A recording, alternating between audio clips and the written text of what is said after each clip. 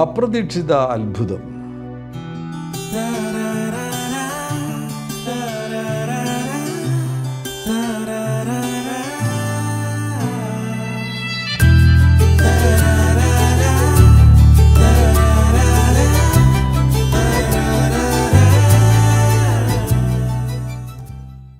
ഒരിക്കലും പ്രതീക്ഷിക്കാതിരിക്കുമ്പോൾ നടക്കുന്ന ഒരത്ഭുതം നിങ്ങളിൽ വളരെ വ്യത്യസ്തമാകുന്ന മാനസികാവസ്ഥകളെ കൊണ്ടുവരും.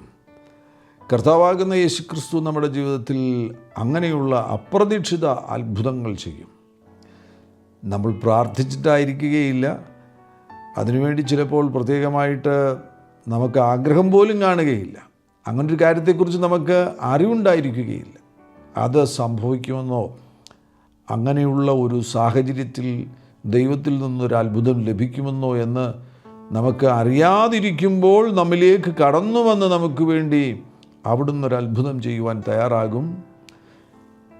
അത്തരത്തിലുള്ള അനേകം സംഭവങ്ങൾ നമുക്ക് ദൈവത്തിൻ്റെ വചനത്തിൽ കാണുവാൻ കഴിയുന്നുണ്ട്. അതിൽ പരിചിതമാകുന്നൊരു സംഭവത്തിലേക്കാണ് നിങ്ങളുടെ ശ്രദ്ധയെ ഞാൻ തിരിക്കുവാൻ ആഗ്രഹിക്കുന്നത്.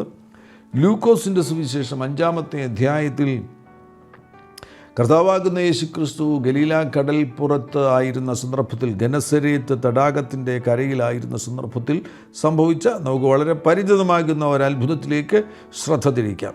അതിൻ്റെ 1 മുതലുള്ള വാക്യങ്ങൾ വായിക്കുന്നു. യേശു ഗനസരേത്ത് തടാകത്തിൻ്റെ കരയിൽ നിൽക്കുമ്പോൾ പുരുഷാരം ദൈവവചനം കേൾക്കേണ്ടതിന് അവനെ തിക്കിക്കൊണ്ടിരിക്കുകയാൽ, ആ സമയങ്ങളിലെ കർത്താവാകുന്ന യേശുക്രിസ്തു കടന്നു ചെല്ലുന്ന ഇടങ്ങളിലെല്ലാം ആയിരക്കണക്കിന് ആളുകൾ അവിടുത്തെ വചനം കേൾക്കുവാൻ വേണ്ടി കടന്നു വരുമായിരുന്നു.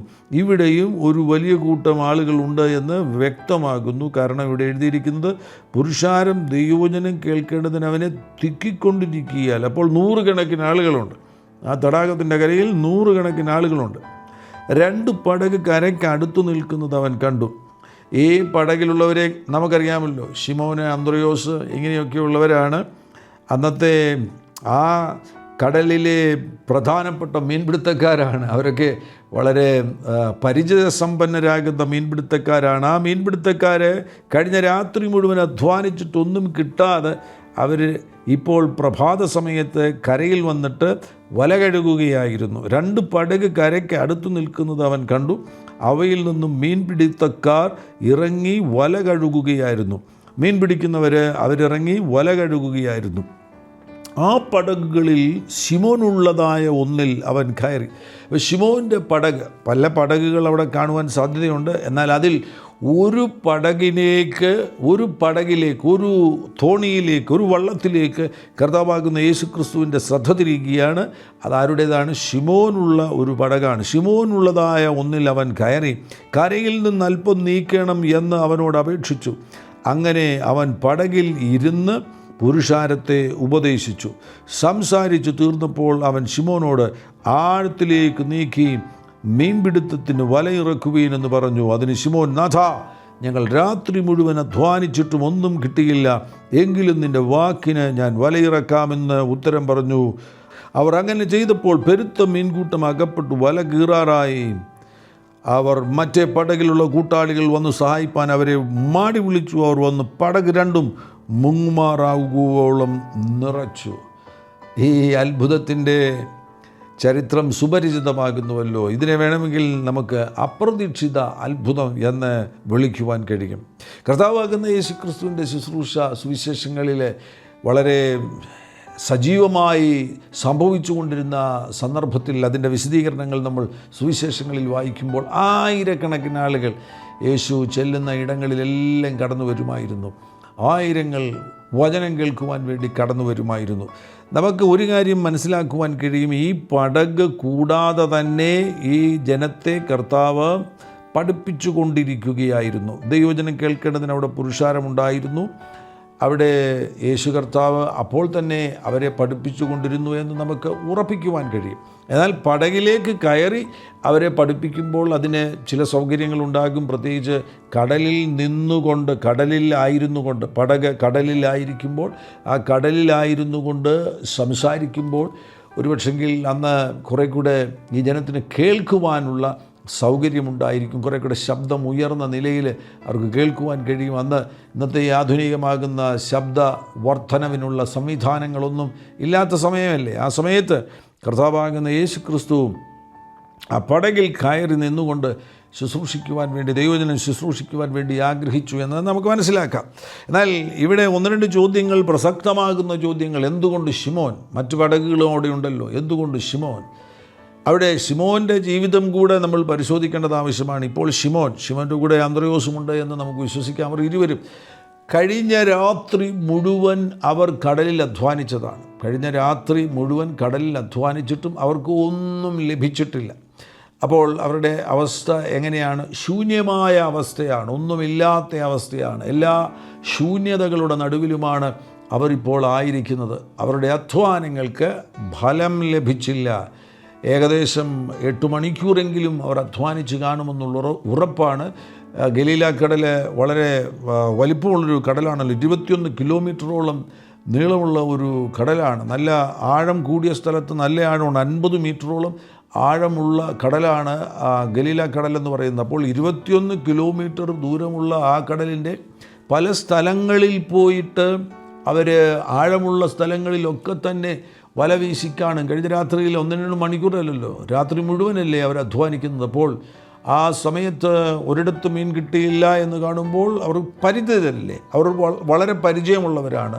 അവർ പരിചിതരാകുന്നതിനാൽ അവർക്കറിയാം ഇവിടെ കിട്ടിയില്ലെങ്കിൽ സാരമില്ല, അടുത്തടുത്ത് പോയി കഴിഞ്ഞാൽ, ഇന്ന സ്ഥലത്തേക്ക് പോയി കഴിഞ്ഞാൽ ലഭിക്കുമെന്ന് അവർക്കറിയാം. ആ നിലയിൽ പല സ്ഥലങ്ങളിൽ പോയിട്ട് മീൻ പിടിക്കുവാൻ വേണ്ടി ശ്രമിച്ചിട്ടും ഒന്നും ലഭിച്ചില്ല.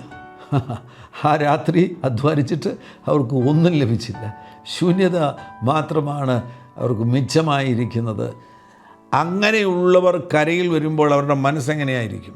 കാരണം അതാത് ദിവസം മീൻ കിട്ടുന്നില്ലെന്നുണ്ടെങ്കിൽ അവർക്ക് ജീവിക്കാൻ കഴിയത്തില്ല. ഇന്നത്തെ പോലെ സംവിധാനങ്ങളൊന്നുമില്ല. സേവ് ചെയ്യുവാനോ അല്ലെങ്കിൽ സൂക്ഷിച്ചു വയ്ക്കുവാനോ കൂട്ടി വയ്ക്കുവാനോ ഉള്ള ആ സംവിധാനങ്ങളൊന്നും ഇല്ലാത്ത ഒരു കാലഘട്ടമല്ലേ അന്ന് പിടിക്കുന്ന മീൻ അന്ന് തന്നെ വിറ്റ് അതിൽ നിന്ന് കിട്ടുന്ന നന്മ കൊണ്ടാണ് അന്നത്തെ ജീവിതം അവർ ജീവിക്കുന്നത്. അത് മാത്രമേ കഴിയത്തുള്ളൂ. ഇന്നത്തെ പോലെ ഈ മീൻ കൊണ്ടുപോയി സൂക്ഷിച്ചു വയ്ക്കുവാൻ വേണ്ടി ആധുനികമാകുന്ന ഇന്നത്തെ തണുപ്പിക്കുന്ന സംവിധാനങ്ങൾ വല്ലതും അന്നുണ്ടോ? ഒന്നുമില്ല. അത്തരത്തിലുള്ള ഒരു സംവിധാനങ്ങളും ഇല്ലാതെ ഇരിക്കുന്ന ആ കാലയളവിൽ അവരുടെ ജീവിത രീതി അങ്ങനെയായിരുന്നു. നമുക്കറിയാമല്ലോ, എന്തിനേറെപ്പെടുന്ന 50 വർഷം മുൻപ് വരെയും നമ്മുടെയൊക്കെ ഗ്രാമങ്ങളിലെ ജീവിത രീതികൾ എന്ന് പറയുന്നത് അതാത് ദിവസം ഒരു ദിവസം അന്നത്തെ ദിവസം നമുക്ക് കിട്ടുന്നത് കൊണ്ടാണ് നമ്മൾ ജീവിച്ചു പോയിക്കൊണ്ടിരുന്നത്. പിന്നീടാണ് ഇന്നത്തെ പോലെയുള്ള ജോലി കാര്യങ്ങൾ, ഗവൺമെൻറ് ജോലി അല്ലാത്ത ജോലികൾ, പ്രൈവറ്റ് ജോലികളൊക്കെ വന്ന് ഇന്ന് നമുക്ക് പണം സമ്പാദിച്ചു വയ്ക്കുവാനുള്ള സംവിധാനങ്ങൾ, ബാങ്കായി, ഇനിയും ആഹാര സാധനങ്ങളാണെങ്കിൽ അത് സൂക്ഷിച്ചു വയ്ക്കുവാനുള്ള ഫ്രിഡ്ജായി, തണുപ്പിക്കുന്ന സംവിധാനങ്ങളായി, അങ്ങനെയൊക്കെയുള്ള ആധുനികമാകുന്ന ഇന്നത്തെ ഈ കാണുന്ന നിലവാരത്തിലുള്ള ജീവിതം എന്ന് പറയുന്നത് അത് ആയിട്ട് ഏറിയാൽ ഒരു 60-70 വർഷം അത്രയേ ഉള്ളൂ. അതിന് മുന്നോട്ടുള്ള സമയങ്ങളിലെല്ലാം തന്നെ അതാത് ദിവസം അന്നന്നത്തെ സമ്പാദ്യം കൊണ്ട് അന്ന് ജീവിക്കുക, നാളത്തേക്ക് വേണ്ടി ഒന്നും കരുതി വയ്ക്കുവാൻ കാര്യമായിട്ട് കഴിയാത്ത ഒരു സമയത്താണ്. പ്രത്യേകിച്ച് ഇവർ നടത്തുന്ന ബിസിനസ് എന്ന് പറയുന്നത് മീൻ ബിസിനസ് അല്ലേ. മീൻ ബിസിനസ് എന്ന് പറഞ്ഞു കഴിഞ്ഞാൽ ചില മണിക്കൂറുകൾ മാത്രമേ ഇരിക്കത്തുള്ളൂ. മണിക്കൂറുകൾക്കുള്ളിൽ കച്ചവടം നടക്കുന്നു, അത് കൊണ്ടുപോകുന്നു, ആളുകളത് ഉണ്ടാക്കി കഴിക്കുന്നു. അത് വെച്ചുകൊണ്ടിരിക്കാനൊക്കത്തില്ല. വൈകുന്നേരം വരെയും അത് വെച്ചുകൊണ്ടിരിക്കുവാൻ കഴിയത്തില്ല. എന്നാൽ അന്നത്തെ നിലയിൽ ഇതൊക്കെ വെയിലത്തിട്ട് ഉണക്കി ഉപ്പ് കൊണ്ടൊക്കെ സംരക്ഷിക്കുന്ന സംവിധാനങ്ങളൊക്കെ അവർ കണ്ടെത്തിയിരുന്നു. ആ നിലയിൽ നമുക്ക് പൊതുവിൽ വിശ്വസിക്കാം അതാത് ദിവസം കിട്ടുന്ന നന്മ കൊണ്ടാണ് അവർ ജീവിച്ചിരുന്നത്. ഇന്നിപ്പോൾ പടകിൽ അവർ പോയി ആ രാത്രി മുഴുവൻ പടകിൽ പോയി അധ്വാനിച്ചിട്ട് ഒന്നും ലഭിച്ചില്ല എന്ന് പറയുമ്പോൾ എന്താ സംഭവിക്കുന്നത്? അന്നത്തെ ദിവസം മിക്കവാറും ഇവരും ഭാര്യയും പിള്ളേരും എല്ലാം വീട്ടുകാരെല്ലാം പട്ടിണിയിലാകുന്ന ഒരു വല്ലാത്ത സാഹചര്യത്തെ, വളരെ ബുദ്ധിമുട്ടുണ്ടാക്കുന്ന, വേദനയുണ്ടാക്കുന്ന ഒരു സാഹചര്യത്തെ നേരിടുകയാണ്.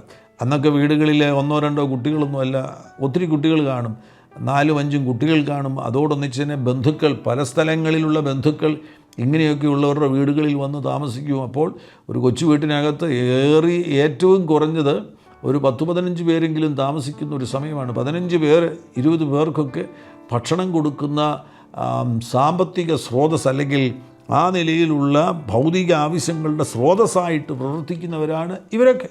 ശിമോനെ സംബന്ധിച്ചിടത്തോളം ചിലപ്പോൾ ഒരു 10 പേരുടെയെങ്കിലും ഉത്തരവാദിത്തം കാണും. 10 പേർ ഭക്ഷണം കഴിക്കുന്നതിന് വേണ്ടിയുള്ളത് സമ്പാദിക്കുന്ന ഒരു ചെറുപ്പക്കാരനായിരിക്കും ഈ ശിമോൻ. ആ ശിമോന് രാത്രി മുഴുവൻ അധ്വാനിച്ചിട്ടൊന്നും കിട്ടാതെ കരയിൽ വരുന്ന സന്ദർഭത്തിൽ അനുഭവിക്കുന്നത് എന്തൊക്കെയായിരിക്കും? തൻ്റെ ഉള്ളിലുള്ള ആ ഭാരങ്ങൾ, വ്യാകുലതകൾ, നാളെ എന്തായിത്തീരും, ഇന്നെന്തായിത്തീരും, ഇന്ന് ഭവനത്തിലുള്ളവർ, ഭാര്യ, കുഞ്ഞുങ്ങൾ, തന്നെ പ്രതീക്ഷിച്ചിരിക്കുന്നവർ എങ്ങനെയാണ് ഭക്ഷണം കഴിക്കുന്നത്, ഈ ചിന്തകളൊക്കെ ആയിട്ട് വന്ന് വല കഴുകിക്കൊണ്ടിരിക്കുകയാണ്. നല്ലതുപോലെ ആന്തരിക സംഘർഷമുണ്ട് എന്ന് നമുക്ക് ഉറപ്പിക്കുവാൻ കഴിയും.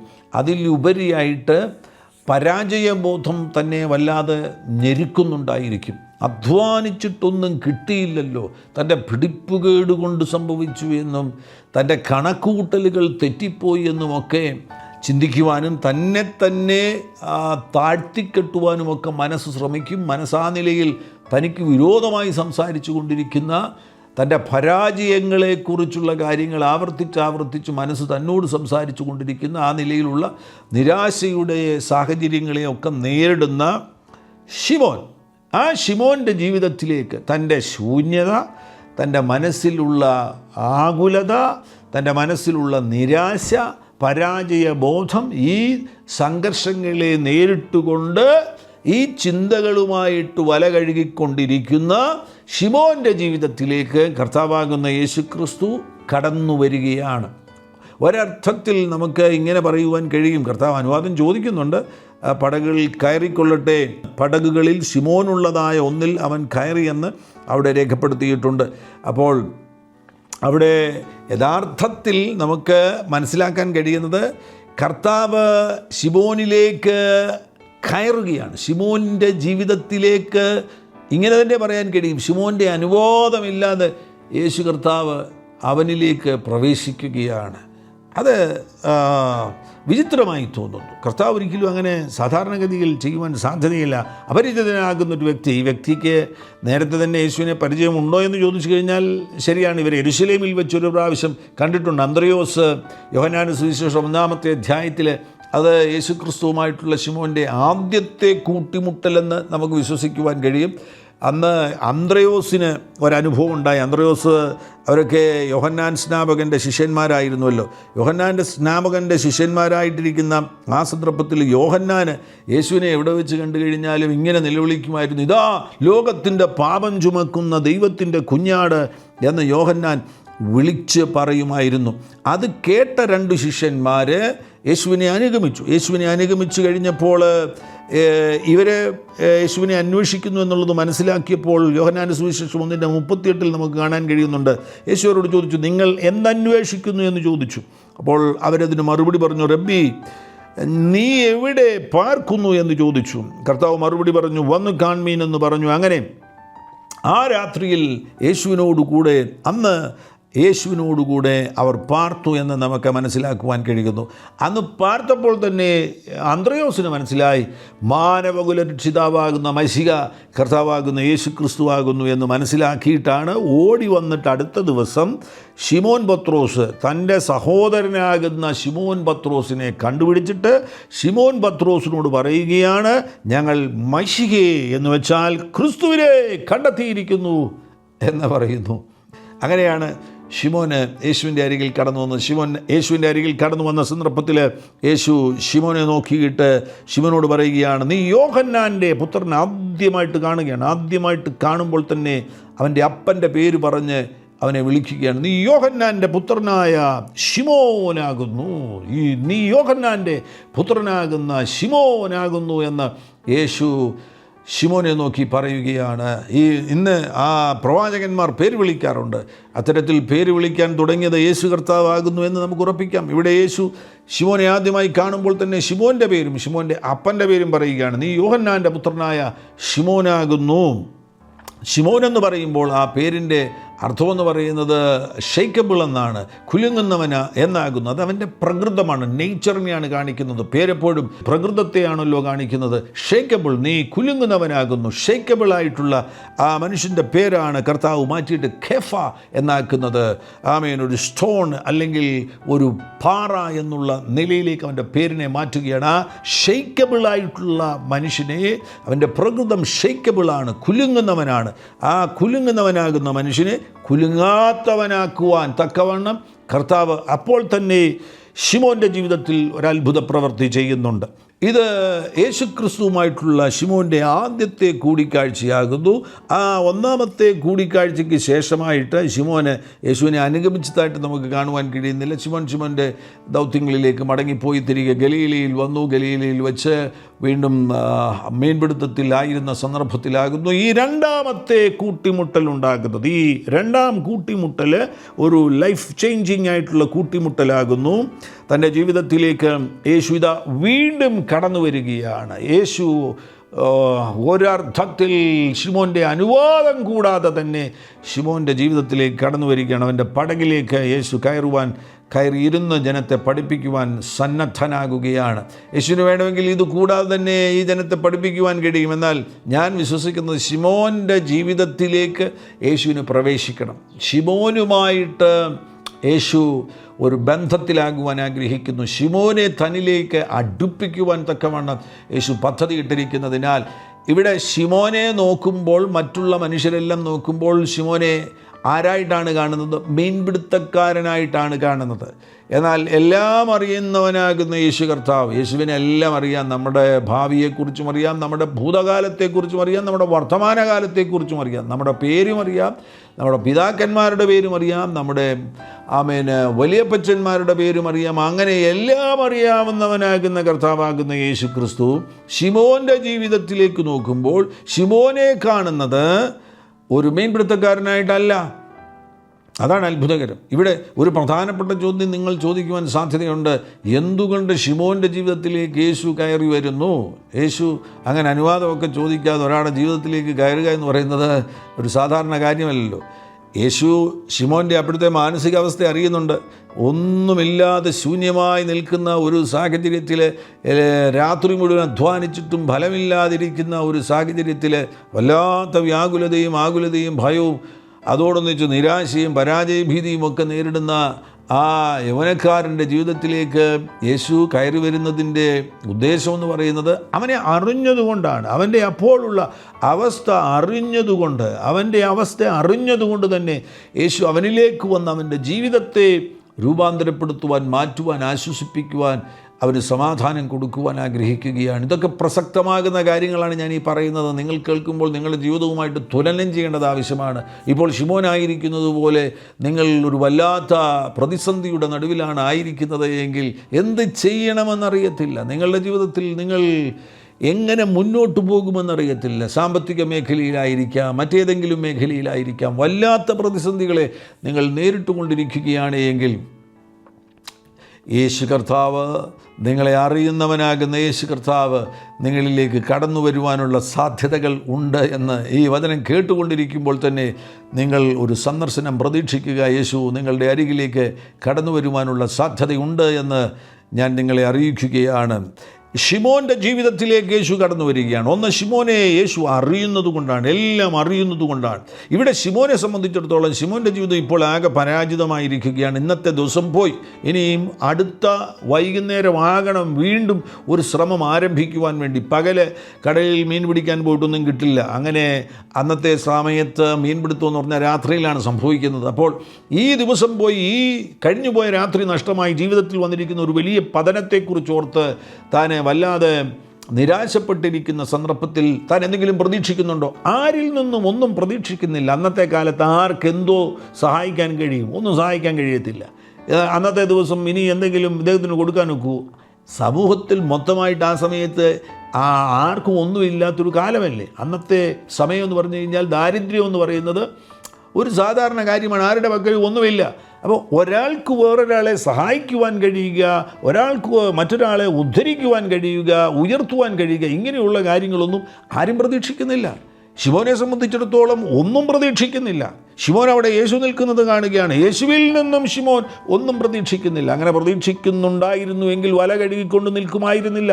ചാടിക്കയറി യേശുവിൻ്റെ അരികിൽ വന്ന് താൻ യേശുവിനോട് അപേക്ഷിക്കുമായിരുന്നു. അങ്ങനെയൊന്നും ചെയ്യുന്നില്ല. ശിമോൻ അവിടെ തൻ്റെ ദൗത്യങ്ങളിലായിരിക്കുമ്പോൾ ആരിൽ നിന്നും ശിമോൻ ഒന്നും പ്രതീക്ഷിക്കുന്നില്ല. യേശു ക്രിസ്തുവിൽ നിന്നും ഒന്നും ശിമോൻ പ്രതീക്ഷിക്കുന്നില്ല. അങ്ങനെ പ്രതീക്ഷയില്ലാത്ത ഒരു മനുഷ്യൻ്റെ ജീവിതത്തിലേക്കാണ് യേശു അപ്രതീക്ഷിതമായിട്ട് കടന്നു വരുന്നത്. നിങ്ങളുടെ ജീവിതത്തിൽ അപ്രതീക്ഷിതമായിട്ട് ഒരു സന്ദർശനം പ്രതീക്ഷിക്കുക. അപ്രതീക്ഷിതമായിട്ട് നിങ്ങൾ ഒരത്ഭുതം സംഭവിക്കുമെന്ന് നിങ്ങൾ പ്രതീക്ഷിക്കുന്നില്ല. എന്നാൽ യേശു കടന്നു വരികയാണെങ്കിൽ ഒരപ്രതീക്ഷിത അത്ഭുതം സംഭവിക്കുവാൻ തീർച്ചയായിട്ടും അവിടുന്ന് നിങ്ങളോട് മനസ്സ് കാണിക്കും. പ്രതീക്ഷിക്കാത്ത സമയത്ത് നിങ്ങൾക്ക് വേണ്ടി അവിടുന്ന് ഒരത്ഭുതം ചെയ്യും. ശിമോൻ്റെ ജീവിതത്തിൽ അതാണ് സംഭവിക്കുന്നത്. ഇവിടെ ഒരു പ്രധാനപ്പെട്ട ചോദ്യം, എന്തുകൊണ്ട് ശിമോൻ്റെ ജീവിതത്തിലേക്ക് യേശു ഇങ്ങനെ കടന്നു വരുന്നു? അവൻ്റെ അനുവാദമൊന്നും കൂടാതെ അവൻ്റെ പടകിലേക്ക് കയറുവാനും പടകിലിരുന്നു കൊണ്ട് ജനത്തോട് സംസാരിക്കുവാനും അനുവാദം ചോദിച്ചു എന്ന് പറയുമ്പോൾ തന്നെ കർത്താവ് അങ്ങോട്ട് കയറി ചോദിക്കുകയല്ലേ. ശിമോൻ പറയുന്നില്ലല്ലോ. ശിമോൻ വന്നിട്ട് യേശുവിനോട് പറയുന്നില്ല, യേശുവേ കരയിൽ നിന്ന് പഠിപ്പിക്കുന്നതിനേക്കാളും നല്ലത് എൻ്റെ വള്ളത്തിൽ എൻ്റെ തോണിയിൽ നിന്ന് പഠിപ്പിക്കുന്നതാണ് എന്ന് ശിമോൻ വന്നു പറഞ്ഞ് യേശുവിനെ ആ പടകിൽ പ്രവേശിപ്പിക്കുന്നുണ്ടോ? ഇല്ല. യേശു അങ്ങോട്ട് കയറി ഇടപെടുകയാണ്. അതാണ് ഞാൻ പറഞ്ഞത്, ശിമോൻ്റെ അനുവാദം അങ്ങോട്ട് കയറി ചോദിച്ച് മേടിച്ച് അവൻ്റെ പടകിൽ കയറുന്നു എന്ന് പറയുമ്പോൾ അത് സാധാരണ സംഭവിക്കുവാൻ സാധ്യതയില്ലാത്ത ഒരു കാര്യമാണ്. അതൊരു വ്യത്യസ്തമാകുന്ന കാര്യമാണ്. അത് എന്തുകൊണ്ട് സംഭവിക്കുന്നു എന്നുള്ളതാണ് നമ്മൾ ചോദിക്കേണ്ട ഒരു പ്രധാനപ്പെട്ട ചോദ്യം. നിങ്ങളുടെ ജീവിതത്തിൽ ചിലപ്പോൾ നിങ്ങൾ ഇതേപോലെയുള്ള ഒരു സാഹചര്യത്തെ നേരിടുന്ന സന്ദർഭത്തിൽ, ഈ ശിമോൻ നേരിട്ട സാഹചര്യം പോലെയുള്ളൊരു സാഹചര്യത്തെ നേരിടുന്ന സന്ദർഭത്തിൽ കർത്താവാകുന്ന യേശു ക്രിസ്തു ഇതേപോലെ നിങ്ങളോട് അങ്ങോട്ട് അനുവാദം ചോദിച്ച് നിങ്ങളുടെ ജീവിതത്തിലേക്ക് കയറി വരുവാൻ തയ്യാറാകുമെങ്കിൽ അത് എന്തുകൊണ്ട് എന്ന് ചോദിക്കുന്നത് നല്ലതായിരിക്കും. എന്തുകൊണ്ട് ശിമോൻ്റെ പടകിൽ, എന്തുകൊണ്ട് ശിമോനോട് അങ്ങോട്ട് കയറി ചോദിക്കുന്നു, ഞാൻ നിൻ്റെ പടകിൽ കയറി ഇരുന്ന് ജനത്തെ പഠിപ്പിച്ചു കൊള്ളട്ടെ എന്ന്? അതിൻ്റെ പിന്നിലെ രഹസ്യം എന്ന് പറയുന്നത് കോളിംഗ്. ആമേൻ. ഈ വ്യക്തി വിളിക്കപ്പെട്ടവനാകുന്നു. കർത്താവാകുന്ന യേശു ക്രിസ്തു ശിമോനെ നോക്കുമ്പോൾ യേശുവിനറിയാം, ഈ ഭൂമിക്ക് ഞാൻ അടിസ്ഥാനം ഇടുന്നതിന് മുന്നമേ ഞാൻ ഇവനെ കണ്ടതാണല്ലോ. നീ നിൻ്റെ അമ്മയുടെ ഉദരത്തിൽ ഉരുവാകുന്നതിന് മുന്നമേ ഞാൻ നിന്നെ കണ്ടതാണല്ലോ, ഞാൻ നിന്നെ അറിഞ്ഞതാണല്ലോ. നീ ഉദരത്തിൽ നിന്ന് പുറത്തു വരുന്നതിന് മുന്നമേ ഞാൻ നിന്നെ അപ്പോസ്തലനാക്കിയിരിക്കുകയാണല്ലോ. മറ്റുള്ളവർ ശിമോനെ നോക്കുന്ന സന്ദർഭത്തിൽ ശിമോൻ മീൻപിടുത്തക്കാരൻ. അവിടെ എല്ലാവർക്കും ശിമോനെ അറിയാം. ശിമോൻ ആ നാട്ടിലെ മീൻപിടുത്തക്കാരനല്ലേ, വളരെ പ്രഗത്ഭനാകുന്ന മീൻപിടുത്തക്കാരനല്ലേ. എന്നാൽ യേശു ശിമോനെ നോക്കുമ്പോൾ യേശു ആരെയാണ് കാണുന്നത്? തൻ്റെ അപ്പോസ്തലൻ. ഞാൻ ഈ ഭൂമിയെ ഉണ്ടാക്കുന്നതിന് മുന്നമേ ഇവനെ കണ്ടതാണല്ലോ. അന്നേ ഞാൻ ഇവനെ അപ്പോസ്തലനായി കണ്ടിരിക്കുകയാണ്. എൻ്റെ കണ്ണുകൾ ദശലക്ഷം വർഷങ്ങൾ, നമ്മുടെ ഭാഷയിൽ പറയുകയാണെങ്കിൽ ദശലക്ഷം വർഷങ്ങൾക്ക് മുന്നമേ, ഈ ഭൂമിയുടെ അടിസ്ഥാനം ഇടുന്നതിന് മുന്നമേ സൃഷ്ടിതാവാകുന്ന ദൈവം ഈ മനുഷ്യനെ കണ്ടതാണ്. ഈ പടകിൽ നിന്ന് പുറത്തിറങ്ങി വല കഴുകിക്കൊണ്ടിരിക്കുന്ന, ആകുലചിത്തനാകുന്ന, പരാജിതനാകുന്ന, ശൂന്യത അനുഭവിക്കുന്ന, ഒന്നുമില്ലാത്ത, ഇന്നത്തെ ദിവസം പട്ടിണി കിടക്കുവാൻ വേണ്ടി വിളിക്കപ്പെട്ടിരിക്കുന്ന ഈ വ്യക്തിയെ കർത്താവ് പണ്ടേ കണ്ടതാണ്. അമ്മയുടെ ഉദരത്തിൽ ഇവൻ ഉരുവാകുന്നതിന് മുന്നമേ കണ്ടതാണ്. കർത്താവിന് മനസ്സിലായി, എൻ്റെ അപ്പോസ്തലനാണല്ലോ നിൽക്കുന്നത്. അതാണ് കർത്താവ് അങ്ങോട്ടു കയറി അനുവാദം മേടിച്ചുകൊണ്ട് അവൻ്റെ ജീവിതത്തിലേക്ക് കയറി ചെല്ലുന്നത്, അവൻ്റെ സങ്കടത്തിലേക്ക് കയറി ചെല്ലുന്നത്, അവൻ്റെ സംഘർഷത്തിലേക്ക് കയറി ചെല്ലുന്നത്, അവൻ നേരിടുന്ന പരാജയത്തിലേക്ക് യേശു കയറി ചെല്ലുന്നത്. ഈ ശബ്ദം കേൾക്കുന്ന നിങ്ങൾക്കും നിങ്ങളുടെ ജീവിതത്തെ ഈ സംഭവവുമായിട്ട് തുലനം ചെയ്യുവാൻ കഴിയും. യേശു കർത്താവ് നിങ്ങളുടെ ജീവിതത്തിലേക്ക് അങ്ങോട്ട് കയറി വരികയാണ് എങ്കിൽ ഉറപ്പ്, നിങ്ങൾ വിളിക്കപ്പെട്ട വ്യക്തിയാകുന്നു. ഈ പ്രപഞ്ചം സൃഷ്ടിക്കപ്പെടുന്നതിന് മുന്നമേ ദൈവം നിങ്ങളെ കണ്ടിരിക്കുന്നു. നിങ്ങൾ വിളിക്കപ്പെട്ട വ്യക്തിയാകുന്നു. ആ കോളിംഗ്, ആ വിളി ഉള്ളത് കൊണ്ടാണ് കർത്താവ് അങ്ങോട്ട് കയറി വന്ന് നിങ്ങളുടെ പ്രശ്നത്തിലേക്ക് കയറി ഇടപെട്ട് നിങ്ങൾക്കൊരു അപ്രതീക്ഷിത അത്ഭുതം നൽകി തരുന്നത്. ശിമോൻ്റെ ജീവിതത്തിൽ അതാണ് സംഭവിച്ചത്. കർത്താവ് അങ്ങോട്ട് കയറി ചെല്ലുകയാണ്. എന്തുകൊണ്ട്? ശിമോൻ വിളിക്കപ്പെട്ട വ്യക്തിയാകുന്നു. കർത്താവിൻ്റെ കണ്ണിൽ ശിമോൻ അപ്പോസ്തോലനാകുന്നു. തൻ്റെ ഒപ്പം പ്രവർത്തിക്കേണ്ട അപ്പോസ്തോലനാകുന്നു. ആ അപ്പോസ്തോലനാകുന്ന വ്യക്തി ഇവിടെ വലയും കഴുകിക്കൊണ്ടിരിക്കുകയാണോ? തൻ്റെ ജീവിതത്തിൽ ആകുലത, വ്യാകുലത, പരാജയം ഇതിൽ കിടന്ന് കറങ്ങിക്കൊണ്ടിരിക്കുകയാണോ? ഈ ഒരു പ്രത്യേകമാകുന്ന വൃത്തത്തിൽ കിടന്ന് കറങ്ങിക്കൊണ്ടിരിക്കുകയാണോ? കടലേകര എന്ന് പറഞ്ഞുകൊണ്ട്, രാവപകല എന്ന് പറഞ്ഞുകൊണ്ട് ഇയാൾ കറങ്ങിക്കൊണ്ടിരിക്കുകയാണോ? താൽക്കാലികമാകുന്ന കാര്യങ്ങളെക്കുറിച്ചുള്ള വ്യാകുലത മാത്രമാണോ തൻ്റെ ജീവിതത്തിലെ നിക്ഷേപമെന്ന് പറയുന്നത്? അതിൽ നിന്ന് ഈ മകനെ അപ്പോസ്തോലികമാകുന്ന ദൗത്യങ്ങളിലേക്ക് എത്തിക്കുവാൻ തക്കവണ്ണമായിട്ട് കർത്താവാകുന്ന യേശു ക്രിസ്തു അങ്ങോട്ട് കയറി അവൻ്റെ ജീവിതത്തിൽ പ്രവർത്തിക്കുവാൻ സന്നദ്ധനാകുന്നു. ആ അത്ഭുതമാണ് ഇവിടെ സംഭവിക്കുന്നത്. യേശു അവൻ്റെ ജീവിതത്തിലേക്ക് അങ്ങോട്ട് കയറി പ്രവേശിച്ചതിന് ശേഷമായിട്ട് അവൻ്റെ പ്രശ്നത്തിലേക്ക് കയറിയിട്ട് കർത്താവോട് ഒരു അപ്രതീക്ഷിത അത്ഭുതം ശിമോന് കൊടുക്കുകയാണ്. ശിമോനോട് പറയുന്നു, ആഴത്തിലേക്ക് നീക്കി മീൻപിടുത്തത്തിന് വല ഇറക്കുവിനെന്ന് കർത്താവ് ശിമോനോട് പറയുന്നു. ശിമോൻ അതിന് മറുപടി പറയുന്നുണ്ട്, നാഥ, ഞങ്ങൾ രാത്രി മുഴുവൻ അധ്വാനിച്ചിട്ടും ഒന്നും കിട്ടിയില്ല. അങ്ങനെ അങ്ങ് നിർത്താമായിരുന്നു. അതുകൊണ്ട് എന്നെക്കൊണ്ട് കഴിയത്തില്ല എന്ന് പറഞ്ഞ് ഒഴിയാമായിരുന്നു. എന്നാൽ അദ്ദേഹത്തിന് മനസ്സിലായി, ഇത് ആ നിലയിൽ തള്ളിക്കളയേണ്ട വചനമല്ല. പുറപ്പെട്ടിരിക്കുന്ന ശബ്ദം, അത് പുറപ്പെടുവിച്ച അധരം അത് നിസ്തുലമാകുന്നതിനാൽ ആ പുറപ്പെട്ടിരിക്കുന്ന ശബ്ദം ദൈവത്തിൻ്റെ വചനമാകുന്നു എന്നുള്ള വെളിപ്പാടിലാണ് ശിമോൻ പറയുന്നത്, നിൻ്റെ വാക്കിനെ ഞാൻ വലയിറക്കാമെന്ന് പറയുന്നു. വലയിറക്കുന്നു. വലയിറക്കിയപ്പോൾ പെരുത്ത മീൻകൂട്ടം അകപ്പെട്ടു. വലകീറാറായി ഒരു വലിയ അത്ഭുതം സംഭവിക്കുകയാണ്. ഒരു അപ്രതീക്ഷിത അത്ഭുതം സംഭവിക്കുന്നു. നിങ്ങളുടെ ഇപ്പോഴത്തെ ജീവിത സാഹചര്യങ്ങളെ എല്ലാം മാറ്റുവാൻ തക്കവണ്ണമായിട്ട്, നിങ്ങൾ നേരിടുന്ന എല്ലാ സംഘർഷങ്ങളെയും പരിഹരിക്കുവാൻ തക്കവണ്ണമായിട്ട് ഒരപ്രതീക്ഷിത അത്ഭുതത്തെ കർത്താവാകുന്ന യേശു ക്രിസ്തു ചെയ്യുവാൻ തയ്യാറാകുന്നു. സ്വീകരിക്കുവാൻ നിങ്ങൾ തയ്യാറാകുന്നുവോ? അങ്ങനെയെങ്കിൽ യേശു പറയുന്നത് അനുസരിക്കുക. ഇപ്പോൾ തന്നെ യേശു പറയുന്നത് നിങ്ങൾ കേൾക്കുവാൻ കഴിയും. കർത്താവ് നിങ്ങളോട് സംസാരിക്കും. കർത്താവ് സംസാരിക്കുന്നത് നിങ്ങൾ അനുസരിക്കുവാൻ തയ്യാറാകുക. പത്രോസ് ചെയ്തതുപോലെ യേശു പറഞ്ഞത് അതേപോലെ അനുസരിച്ചു. സംഭവം അവിടെ തന്നെ സംഭവിക്കുകയാണ്. എവിടെ പരാജയപ്പെട്ടോ അവിടെ തന്നെ അത്ഭുതം സംഭവിക്കുകയാണ്. ഏത് കടലിൽ വലവീശി മീൻ കിട്ടാതിരുന്നുവോ അവിടെ തന്നെ പെരുത്ത മീൻകൂട്ടം കിട്ടുവാൻ തക്കവണ്ണമായിട്ട് കർത്താവ് ഒരപ്രതീക്ഷിത അത്ഭുതം ചെയ്തുവെങ്കിൽ അതേപോലെ നിങ്ങളുടെ ജീവിതത്തിൽ, നിങ്ങളുടെ അതേ ഭവനത്തിൽ, നിങ്ങളുടെ അതേ കൃഷിസ്ഥലത്ത്, നിങ്ങളുടെ അതേ ബിസിനസ്സിൽ, നിങ്ങൾ പരാജയപ്പെട്ട അതേ സ്ഥലത്ത് ഒരപ്രതീക്ഷിത അത്ഭുതത്തെ നൽകി തരുവാൻ യേശു സന്നദ്ധനാകുന്നു. അവിടുന്ന് പറയുന്നതനുസരിക്കുക, അവിടുത്തെ വചനത്തിന് കാൽച്ചുവടുകൾ വയ്ക്കുക, യേശുവിനോടുകൂടെ ശേഷിച്ച ജീവിതം ജീവിക്കുവാൻ വേണ്ടി തീരുമാനമെടുക്കുക, സമ്പൂർണ്ണ സമർപ്പണത്തിലേക്ക് വരിക. പത്രോസ് ഇവിടെ സമ്പൂർണ്ണ സമർപ്പണത്തിലേക്ക് വരുന്ന അത്ഭുതം കൊണ്ട് അവസാനിക്കുന്നില്ല. ഒരു വലിയ ബന്ധം ആരംഭിക്കുകയാണ്. പടകും വലയും എല്ലാം വിട്ടതിന് ശേഷമായിട്ട് യേശുവിനെ അനുഗമിക്കുകയാണ്.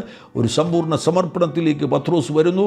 അതേപോലെ ഒരു സമ്പൂർണ്ണ സമർപ്പണത്തിലേക്ക് വരിക. തുടർന്നുള്ള ആയുസ് മുഴുവൻ യേശുവിനോടൊന്നിച്ച് ജീവിക്കുവാൻ വേണ്ടി നിങ്ങൾ തയ്യാറാകുകയാണ് എങ്കിൽ നിങ്ങൾ ഇതുവരെ കണ്ടിട്ടില്ലാത്ത അത്ഭുതങ്ങളുടെ തലം നിങ്ങളുടെ ജീവിതത്തിൽ വെളിപ്പെടുവാൻ പോകുകയാണ്. ഈ അത്ഭുതം സംഭവിച്ചപ്പോൾ, അപ്രതീക്ഷിത അത്ഭുതം സംഭവിച്ചു കഴിഞ്ഞപ്പോൾ ശിമോൻ ഭയപ്പെട്ടുപോയി, പേടിച്ചുപോയി. കാരണം പ്രകൃതിയുടെ തലത്തിൽ, നാച്ചുറൽ റിലത്തിൽ മാത്രം ജീവിച്ചിരിക്കുന്ന ശിമോനെ സംബന്ധിച്ചിടത്തോളം ഇങ്ങനൊരു കാര്യം ശിമോൻ ആയുസ്സിൽ ഇതുവരെ കണ്ടിട്ടില്ല. ഇവിടെ അമാനുഷിക തലമല്ലേ വെളിപ്പെട്ടിരിക്കുന്നത്, സൂപ്പർ നാച്ചുറൽ വെളിപ്പെട്ടിരിക്കുകയാണ്. ആ അമാനുഷിക തലം വെളിപ്പെട്ടിരിക്കുന്ന ഇടത്ത് സംഭവിച്ച അത്ഭുതം കണ്ടു കഴിഞ്ഞപ്പോൾ ഭയപ്പെട്ടാണ് ഓടി വന്ന് കാൽക്കൽ വീണിട്ട് യേശുവിനോട് പറയുന്നത്, ഞാൻ പാപിയായ ഒരു മനുഷ്യൻ, എന്നെ വിട്ടു പോകണമെന്ന് കർത്താവിനോട് അപേക്ഷിക്കുന്നത്. എന്നാൽ കർത്താവ് പറയുന്നത്, നീ ഇപ്പോഴായിരിക്കുന്ന പ്രകൃതിയുടെ തലത്തിൽ നിന്ന് ഞാനായിരിക്കുന്ന തലത്തിലേക്ക്, അമാനുഷിക തലത്തിലേക്ക് നിന്നെ ഞാൻ ഉയർത്തുവാൻ പോകുകയാണ്. നിന്നെ ഞാൻ ഷിഫ്റ്റ് ചെയ്യുവാൻ പോകുകയാണ്. നിന്നെ ഞാൻ ലിഫ്റ്റ് ചെയ്യുവാൻ പോകുകയാണ്. നിനക്ക് അവിടെ തുടരുവാൻ കഴിയും. ഇനി ആയുസ്സിൽ മുഴുവൻ അത്ഭുതങ്ങളുടെ തലത്തിൽ നിനക്ക് തുടരുവാൻ കഴിയും. ഇന്ന് നീ കണ്ട ഒരത്ഭുതം, ആ ഒരത്ഭുതം കൊണ്ട് അവസാനിക്കുവാൻ പോകുന്നില്ല. ദിനംതോറും അത്ഭുതങ്ങളെ കാണുവാൻ കഴിയുന്നൊരു നിലയിലേക്ക് ഞാൻ നിൻ്റെ ജീവിതത്തെ മാറ്റുവാൻ പോകുന്നു എന്നാണ് യേശു കർത്താവ് ഈ നല്ല സന്ദർഭത്തിൽ പറയുന്നത്. ഈ ശബ്ദം കേൾക്കുന്ന ഓരോരുത്തരെയും അവിടുന്ന് തൊടുകയാണ്. നിങ്ങളുടെ ജീവിതത്തെ ആകമാനം മാറ്റുവാൻ ആഗ്രഹിക്കുന്നു. യേശുവിനോട് ചേർന്ന് ജീവിതം മുന്നോട്ട് നയിക്കുവാൻ വേണ്ടി സമ്പൂർണ്ണമായി സമർപ്പിക്കുക. അത്ഭുതങ്ങളുടെ തലത്തിലേക്ക് നിങ്ങൾക്ക് പ്രവേശിക്കുവാൻ കഴിയും. ആദ്യം നടന്നതൊരു അപ്രതീക്ഷിത അത്ഭുതമാകുന്നു എങ്കിൽ ഇനി നടക്കുവാൻ പോകുന്നത് മുഴുവൻ അത്ഭുതങ്ങളായിരിക്കും. എപ്പോഴും അത്ഭുതം പ്രതീക്ഷിക്കുന്നവരായി നിങ്ങൾ തീരുവാൻ പോകുന്നു. ഒരുമിച്ച് നമുക്ക് പ്രാർത്ഥിക്കാം. കർത്താവ് ഓരോരുത്തരെ സ്പർശിക്കട്ടെ. നിങ്ങളുടെ ജീവിതത്തിൽ അസാധാരണ കാര്യങ്ങൾ ഇപ്പോൾ തന്നെ ചെയ്യട്ടെ. പരിശുദ്ധ പിതാവേ, യേശു ക്രിസ്തുവിൻ നാമത്തിൽ ഈ ശബ്ദം കേൾക്കുന്ന ഓരോരുത്തരെയും ബ്ലസ് ചെയ്ത് പ്രാർത്ഥിക്കുകയാണ്. ഒരപ്രതീക്ഷിത അത്ഭുതം സംഭവിക്കട്ടെ. ശിമോൻ്റെ ജീവിതത്തിൽ സംഭവിച്ചതുപോലെ ഒരപ്രതീക്ഷിത അത്ഭുതം സംഭവിക്കട്ടെ എന്ന് പ്രാർത്ഥിക്കുകയാണ്. കർത്താവേ, ജീവിതത്തിൽ വല്ലാത്ത സംഘർഷങ്ങളിലൂടെ കടന്നു പോകുന്നവർക്ക് വേണ്ടി കർത്താവ് ഇപ്പോൾ വാതിലുകളെ തുറക്കണമേ എന്ന് പ്രാർത്ഥിക്കുന്നു. അവരുടെ സാഹചര്യങ്ങൾക്ക് മാറ്റം സംഭവിക്കട്ടെ. ഒരു വലിയ വലിയ വലിയ ദൈവപ്രവൃത്തി ഇപ്പോൾ വെളിപ്പെടട്ടെ. വലിയ ദൈവപ്രവൃത്തി ഇപ്പോൾ വെളിപ്പെടട്ടെ. ശൂന്യതകൾ മാറിപ്പോകട്ടെ. നിറവുകൾ വെളിപ്പെടട്ടെ എന്ന് പ്രാർത്ഥിക്കുന്നു. സാമ്പത്തിക മേഖലയിൽ നിറവുകൾ വെളിപ്പെടട്ടെ. ആത്മീക മേഖലയിൽ നിറവുകൾ വെളിപ്പെടട്ടെ. ശാരീരിക രോഗങ്ങൾ അനുഭവിക്കുന്നവർ യേശുക്രിസ്തുവിൻ നാമത്തിൽ സൗഖ്യമാകട്ടെ എന്ന് പ്രാർത്ഥിക്കുന്നു. വല്ലാത്ത രോഗങ്ങൾ, മാറിപ്പോകാത്ത രോഗങ്ങൾ, ഇൻക്യൂറബിൾ ആയിട്ടുള്ള രോഗങ്ങൾ വന്നിരിക്കുന്നു. ഇപ്പോൾ യേശുക്രിസ്തുവിൻ നാമത്തിൽ സൗഖ്യമാകട്ടെ, സൗഖ്യമാകട്ടെ. മരണകരമാകുന്ന രോഗബാധകൾ നിങ്ങളുടെ ശരീരങ്ങൾ വിട്ടുപുറത്തു പോകട്ടെ. യേശുവിൻ നാമത്തിലുള്ള സൗഖ്യം ഇപ്പോൾ വിശ്വാസത്തോടുകൂടെ സ്വീകരിക്കുക. മഹാത്ഭുതങ്ങൾ അങ്ങ് ചെയ്യുന്നതിനായി സ്തോത്രം ചെയ്യുന്നു. വഴികൾ അടഞ്ഞുപോയവർക്ക് വേണ്ടി കർത്താവ് അത്ഭുതം ചെയ്യണം. ജോലി നഷ്ടപ്പെട്ടു പോകുമെന്നുള്ള ഭയങ്ങൾ മാറിപ്പോകട്ടെ. യേശുവിൻ നാമത്തിൽ ജോലി സ്ഥിരപ്പെടട്ടെ. ആധുനിക സംവിധാനങ്ങൾ, ഇപ്പോഴുള്ള യുദ്ധം സാഹചര്യങ്ങൾ മുഖാന്തരമായിട്ട് അനേകർ ജോലി നഷ്ടപ്പെടുമെന്നുള്ള ഭയത്തിലായിരിക്കുന്നു. യേശുവേ, അങ്ങിൽ ആശ്രയിക്കുന്നവർക്ക് നഷ്ടപ്പെടരുത്, ജോലി നഷ്ടപ്പെടരുത്. അവരുടെ ജോലിയിൽ അവർ സ്ഥിരപ്പെടട്ടെ എന്ന് പ്രാർത്ഥിക്കുന്നു. അതിശയങ്ങൾ അങ്ങ് ചെയ്യുന്നതിനായി സ്തോത്രം ചെയ്യുന്നു. തലമുറകൾക്ക് വേണ്ടി പ്രാർത്ഥിക്കുന്നവരോട് കരുണ കാണിക്കണം. തലമുറകളുടെ ഉദ്ധാരണങ്ങൾ സംഭവിക്കട്ടെ എന്ന് പ്രാർത്ഥിക്കുകയാണ്. വഴിതെറ്റിയ തലമുറകളെ മടക്കിക്കൊണ്ടിരണമേ എന്ന് പ്രാർത്ഥിക്കുന്നു. ചില മാതാക്കളുടെ പ്രാർത്ഥനകൾക്ക് മറുപടി കൊടുക്കണമേ എന്ന് പ്രാർത്ഥിക്കുകയാണ്.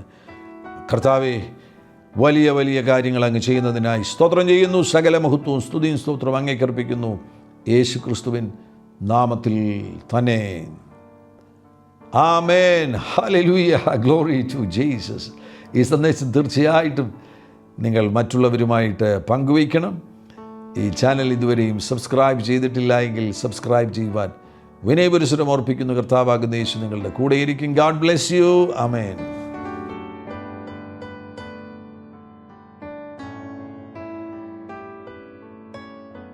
എല്ലാ പ്രഭാതത്തിലും 3 മിനിറ്റ് നീണ്ടു നിൽക്കുന്ന ഒരു ചെറിയ സന്ദേശം വാട്സപ്പിൽ അയക്കുന്നുണ്ട്.